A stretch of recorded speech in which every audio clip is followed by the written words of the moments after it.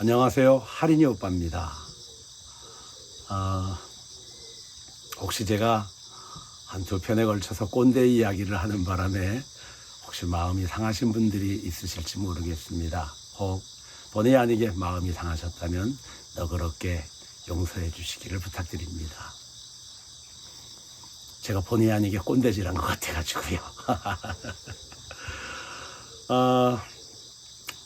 이렇게 살아보니까 세상에는 딱 두 부류의 사람이 있는 것 같습니다. 어떤 부류냐? 제가 이해가 되는 사람이 있고 이해가 되지 않는 사람이 있더라고요. 만약 이해가 되는 사람들과 어울리면 저는 더 이상 성장하고 변화하고 진화하지 못할 겁니다. 이해되지 않는 사람들과 어울리고 이해되지 않는 사람들을 어떻게 받아들일 것인가를 고민하는 과정이 저의 성장 과정이더라고요. 저는 아이들에게 이렇게 말합니다. 품거나 꿇거나 사람을 마주하는 일은 둘 중에 한 가지다. 이해가 되는 사람은 내가 특별히 고민할 게 없지요. 그러니까 이해가 되는 사람은 적극적으로 받아들이고 품어라. 이해가 되지 않는 사람이 문제지요. 보통은 이해가 되지 않으면 배척하거나 그리고 그 사람과 어떻게 하면 함께하지 않을 수 있을까를 방법을 찾게 됩니다. 그런데 저희들은 이해가 되지 않는 사람들이 있을 때는 어떻게 그를 받아들일 것인가, 어떻게 사랑할 것인가 하는 것을 고민하게 합니다. 제가 한 15년가량 이 산무곡이라는 이름으로 아이들을 만나다 보니까 아이들 가운데서도 제가 잘 납득되지 않는 친구들이 있죠. 세상에 뭐 이런 것들이 다 있나 하는 어떤 듣보잡의 친구들이 나타나기도 합니다. 제 인생에서는 사실 제가 이해되지 않는 부류의 사람들을 만날 때가 제가 가장 크게 성장하고 제가 가장 크게 배우는 기회가 됐던 것 같습니다. 한 번은 한 남학생이 들어왔는데 정말 어떤 말도 통하지 않는 친구가 있었습니다. 대화를 하면 그렇게 하겠다고 약속해놓고 언제 그랬냐는 듯이 자기 하고 싶은 대로 합니다. 속 터지지요. 6개월 이상을 그렇게 밀당을 해가며 그 친구와 때로는 밀어붙이는 방식으로 때로는 끌어안아 품는 방식으로 아무런 대책이 서지 않았습니다. 저 혼자 속을 끓이다가 어떻게 하면 좋을까? 그러다가 불현듯 떠오른 것이 있습니다. 그릇 두 개입니다. 이쪽에 큰 그릇이 있고 이쪽에 좀 작은 그릇이 있습니다. 그러면 큰 그릇 안에 작은 그릇은 이렇게 들어가지요.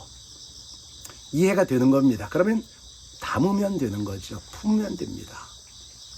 그런데 이 작은 그릇에 큰 그릇을 포개려고 하면 포개지지 않더라고요. 다르게 얘기하면 제가 이해되지 않는다는 것, 제가 받아들이기 어렵다라는 것은 나보다 큰 존재라는 사실에 대해서 뼈저리게 느껴지더라고요. 그제서야 제가 이렇게 깊이 그 친구의 그릇의 크기를 내가 알아보지 못하고 그를 내 그릇의 크기에 맞추려고 했던 시간들이 참회가 되어지더군요. 그래서 나보다 큰 그릇이니 내가 담을 수 없는 거 당연한 거 아닙니까? 내가 이해할 수 없는 거 당연한 거 아닙니까? 그래서 나는 그를 나보다 큰 존재로 긍정하고 받아들이기로 했습니다. 그래서 그를 스승으로 모시기로 작정을 한 거지요. 아침마다 나는 눈을 뜨고 아침 명상을 하며 그 친구를 떠올리고 그를 스승으로 모시는 예를 올립니다. 3배의 예를 올리는 거죠. 한 6개월 동안 그렇게 했습니다. 아침마다 그 친구를 떠올리며 3배를 했습니다.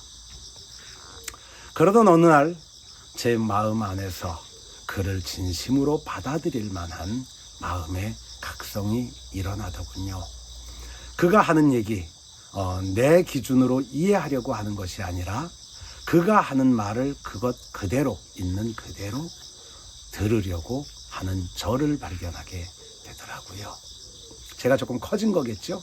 그래서 그 친구와 더 이상 갈등하지 않고 함께 배움을 나눠가며 같은 학생으로 살 수 있게 됐습니다. 저는 산무곡은 학생밖에 없는 곳이라고 말합니다.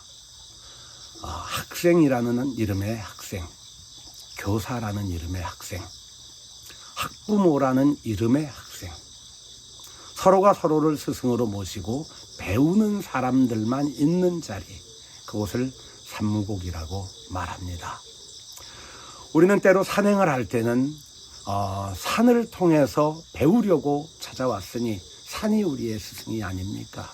그러니까 산 초입에서 저와 함께 아이들 모두 엎드려 삼배를 올립니다. 잘 배우겠습니다. 때로 마을 어르신들을 만나고 나면 어르신들의 이야기를 듣다가 한 인생을 살아낸 사람들의 지혜, 한 가르침을 듣게 됩니다.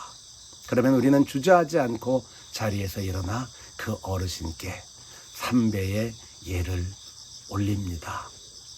꿇는 거. 절이라고 하는 거는 내 가장 높은 자리를 상대방의 가장 낮은 자리에 갖다가 대는 거지요. 나는 이게 학생이 할 수 있는 최고의 배움의 태도라고 하는 생각이 들어집니다. 잘 엎드리고 잘 꿇는 사람, 잘 배우는 사람이라는 생각이 들어집니다. 얼마 전 저희 교사들과 함께 자장율사를 만나러 통도사에 다녀온 적이 있었습니다. 통도사를 갔다가 부처님의 진신사리를 모신 금강계단을 돌아보고, 그리고 그 곁에 이사 오셔서 살고 계시다는 평산 책방에 문재인 대통령을 뵈러 갔었습니다.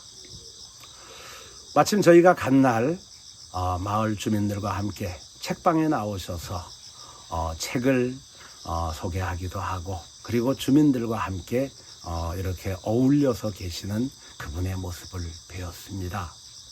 그 순간 마음에 울컥하는 마음이 들더라고요. 우리는 늘 왕년에 내가 뭐였어, 지나간 날에 내가 어떤 일들을 했었어 하는 자신의 기억에 사로잡혀서 현재를 살지 못하는 경우들이 많이 있죠. 과거에 내가 대통령이었다 하더라도 그건 지나간 일이고, 나는 오늘 평산리 주민이야. 그래서 평산리 사람들과 함께 더불어 어우러져서 사는 그런 마을 주민으로서의 문재인이라는 분을 뵙게 됐습니다. 마음이 울컥했던 것은 스승이구나, 저 삶이 가르침이구나 하는 마음이 들었던 거지요. 그래서 책방 안에 들어가서 사람들이 줄 서서 기다리더라고요. 그래서 저희 순서가 되자 함께 갔던 교사들과 함께 우리는 그 책방 바닥에 넙죽 엎드려 삼배를 올렸습니다. 문재인 대통령님 어쩔 줄 몰라 하시더군요. 이러지 마십시오, 이러지 마십시오. 아닙니다. 스승을 만나 뵙는 산무곡의 인사법입니다. 이렇게 말씀드리고 그분의 손을 꼭 잡았습니다. 그분이 과거에 정치적인 행적이 어떠하든, 그분이 얼마나 대단한 성과를 만들었든 제게는 별 관심이 없습니다. 지금 자기가 살고 있는 자리, 그 삶이 자신의 삶이라고 하는, 과거의 기억에 매이지 않는 그분의 모습 속에서 평범한 주민 한 사람을 만나는 그런 모습에서 저희는 가슴이 울컥했던 거지요. 눈을 열고 보십시오. 세상에는 수많은 가르침들이 있습니다. 나무는 나뭇잎으로, 풀은 풀잎으로, 꽃은 꽃으로, 사람은 사람으로, 나와 같은 생각을 하는 사람은 같은 생각으로, 나와 다른 생각을 하는 사람은 다른 생각으로 모든 순간 우리에게 가르침을 전합니다. 그 가르침을 들을 수 있는 귀, 그 귀가 바로 학생의 귀죠.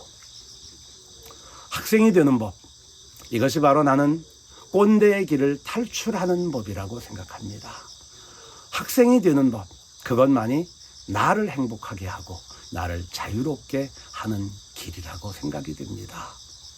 저와 함께 학생이 되어보시면 어떨까요?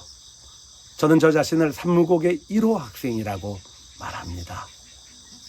저와 더불어 함께 학생이 되어보시면 어떻겠습니까? 어디에서? 바로 여기 산무곡에서. 구독 와보십시오. 산무곡.